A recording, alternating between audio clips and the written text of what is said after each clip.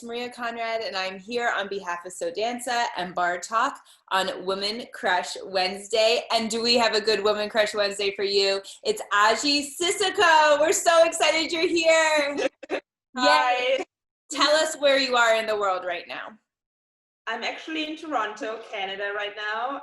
I've been here ever since the lockdown started because we were on tour in Europe and I heard about border closing and I was like, okay, let me just get here to be with my boyfriend. And so now I'm stuck here, but I'm stuck with him, so it's good. And my cat. Good. Oh, your cat? Yes. Oh my gosh, what's your cat's name? Ischia, we named her after this island in Italy that we completely fell in love with when we visited. And so when we got her, we were like, okay, your name is Ischia.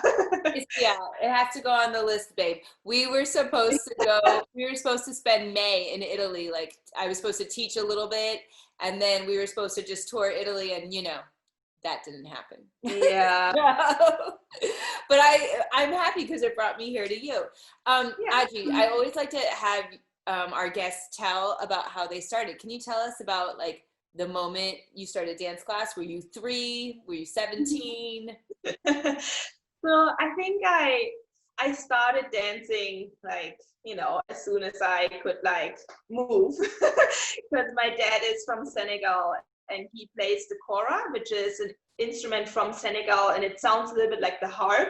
So it's a string instrument, and he would play at home like as soon as he gets home from work, he's playing, singing. So I just grew up listening to that, and I remember just like my parents telling me, you were already moving, you couldn't even like walk or stand. So that was just like the background. And then I started like taking ballet classes after the school doctor in Munich advised my parents that for coordination and spatial awareness, they should put me in dance classes. Because like before you go to school, like before you go to elementary school, you have to do certain tests just to make sure you're ready for school. And apparently I was struggling with like painting the snake and saying something at the same time, which is, coordination, spatial awareness, alarm. So he said, you're ready for school, but it would be helpful and beneficial if I dance at the same time. And my parents were like, absolutely, she loves to dance anyway. So they put me in ballet and they put me in jazz. So I was about 7 when I started. And then my ballet teacher immediately was like on my parents being like, oh, she's so talented, she should do this professionally, or she should join this academy. There's an academy in Munich that focuses on talented dancers, and it's free. But once you're in there, it's like very strict. There are exams twice a year, and it's very like, can you move on? So very selective. And so my parents were like, no, absolutely not. She's just doing this as a hobby. They just didn't want to push me into anything, and they also had no idea about ballet. So they're like, no. And then after a few more talks and, convincing of my ballet teacher, they let me audition. And then I got in. And then from there, it just like kept going. I just kept passing the exams, moving from one level to the next, and enjoying it. Like, I think I didn't just enjoy the dancing, I enjoyed the whole environment. I liked the discipline, weirdly enough. I think it's my German side because my dad is very opposite. So I think I like the dancing part and the music part, which is from my dad's influence, and then the discipline and the hard work from my mom. And so it just worked out for me, and I really kept advancing. And then at one point I couldn't even imagine like not doing that. It was just like, that's what I do. Did your parents have professional careers besides being your parents? Yeah, my mom is a nurse, and my dad actually also now works at a hospital, which is funny. He would have loved to just play the kora, like that's his passion. That's what he even came to Germany for. But it's hard. I mean, it's an African instrument that, he plays concerts on the weekend, or gives, if people are interested in learning the instrument, he gives lessons, but it's nothing that's what he does professionally. It's what he does on the side, and it's his passion. So, yeah. And how long did you stay in the school in Germany, and where did you go next? I stayed there for 11 years, and then I got a scholarship with ABT. So the school there, JKO, offered me a 1-year scholarship after I took class there. So I was there for the summer course with New York City Ballet, so with SAB.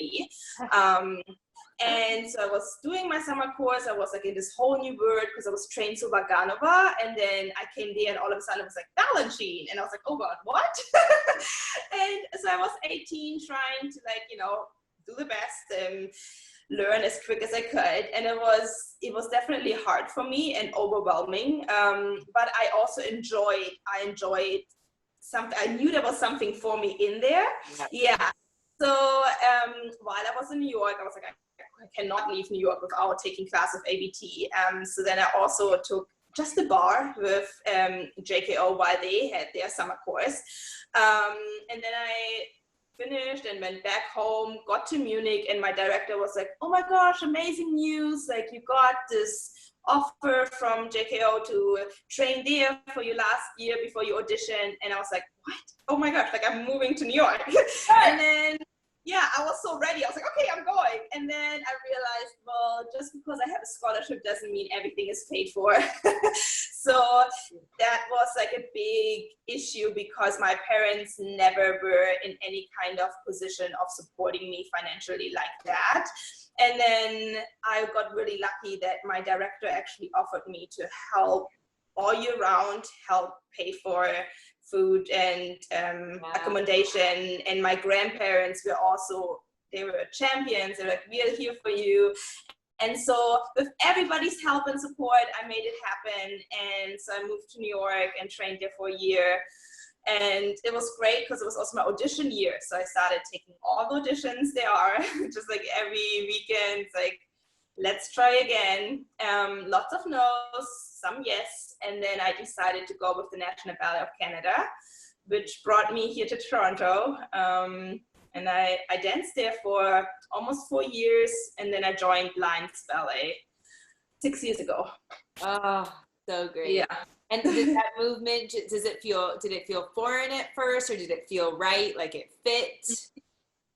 I think there's like all of those. All of the Foreign, but also fitting. I remember when I was still with JKO doing all these auditions, people sometimes told me, oh, I can really see you with lines. And to be honest, I had never heard of Alonzo King Lines Ballet. I was like, okay, let me look it up. And so I researched and I saw like how they move and what they do. And they were coming to New York to just rehearse for a while. And so I wrote them and I asked if I could audition or just be like, you know, coming in for a day while they're in town. And they said, absolutely. And so I was 18, going there, very ballet trained, classical. And all of a sudden, Alonzo was like, learn this and learn that and improvise. And I was just like, oh my gosh, wait, first of all, I didn't get any of the phrases. It was just like a lot. And so I felt out of place a little bit. And so I still had fun and I tried my best. And it was the longest day of my life because it was literally from morning all the way till the evening because they rehearse like intense. So I had just thought, oh, I do a bar and you know, maybe learn a little bit. And then it was like, no. But I remember like looking at all these amazing dancers around me and feeling like, wow, they're so mature how they move and how they pick up all that choreography. So I was definitely impressed. But I also felt like, oh gosh, I don't fit in here right now. Right. And I remember talking to Alonzo and the ballet master after Arturo at the time, and they were like, you know, you're definitely the type for the company. You're not ready, you know, that's all new to you, but we would advise you to do the summer program so that Alonzo can work with you, and then we can definitely see it for you. And I said, I would love that. But then because I got the job with the National just a few weeks later, I couldn't go to the summer program. So it just kind of, yeah, I put it to the side and kept it in mind, kind of.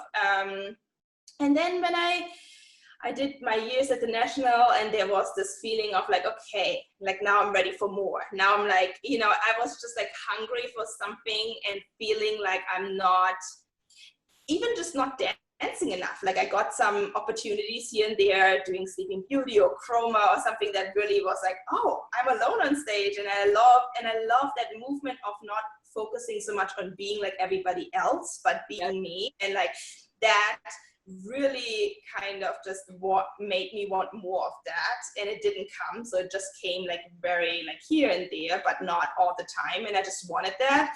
And then after talking to Karen, the director, more, she had that same feeling where she was like, I don't want you to waste your time here, like even if you do get promoted, like I want you to dance and I want you to work with somebody that uses all that you have, which wasn't currently happening. So I'm so glad we were on the same page, where it's like she was also looking out for me.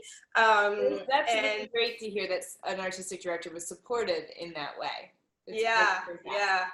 And I mean, I do remember because she brought it up, and I was like, well, I do really agree, like I do want to dance more, but of course it's also hard to hear. So when she said it in the moment and she said, you know, there's lines, like how would that work for you? And I was a little bit like, ooh, so you don't want me, even though I was feeling the same way, like where I wanted that other stuff and more. Yeah. But now I'm like so grateful that I heard her, I listened, and I did contact lines again. And that time when I auditioned, it was like opposite. I was in Munich for a week on vacation, and they were in France, and they said, can you fly here? And it was hard schedule wise, but I just flew there early morning, then went straight to the theater, and without even having time for class, I just worked with Alonso alone on stage. And it was like that experience of me being somehow relaxed and not really even expecting that this will work out, like, because you know last time it didn't, so I was just like, here I am, let's see what happens. So to completely open, and I think that openness helped me get the job, because I was just going with him and we were working together. So he taught me choreography, I learned it, I did it the best I understood, the best I could. And then he was like, can you do it on point, can you do it faster, like all these things, like new tasks. Like he asked me to write my name, and I remember like, if I was still my 18-year-old self, I would have been like, write my name and dance, like this is weird. But I was so ready. I was like, oh my gosh, this is cool. Like this is a task, and how could I write my name and dance, right? So it was just like, I felt like way more mature and kind of ready for that. And then he told me, yeah, I want to work with you, and I want to work with you right now, like starting, you know, tomorrow ideally. And I said, okay, wait, it's January, or it was like, I think it was December, and I said, I can't, like I'm in the middle of my contract. And then he said, well, he knows Karen. He said he would talk to her and see what can be done. And so Karen, since she was supportive of this and had even suggested it, she was like, you know what, I'm so happy this seems to be working out. Like you can just do Nutcracker and then you can leave. So yeah, so then I started in February as soon as my visa was ready. And as you said, it was, I love she was supportive, and you know, and she saw that for you. I think that's amazing. That's amazing. Yeah, I do agree. Yeah. Ah, what a great origin story. We love it. So good. And now we can see the beauty. Okay, are you ready? Yes. It's a 20-question speed round. Do you know about this? I heard that you're going to ask me questions. Okay. And that's it. All right. Okay, so here we go. They're either or questions, and you got to do it at the top of your head. Okay. All right. Here we go. Germany or New York City? New York City. Teaching or dancing? Dancing. Soccer or basketball? Basketball.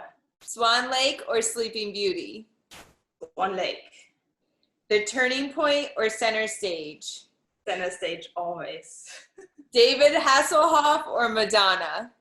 Madonna. Adagio or Grand Allegro? Adagio. Soccer or hockey? Soccer. Okay.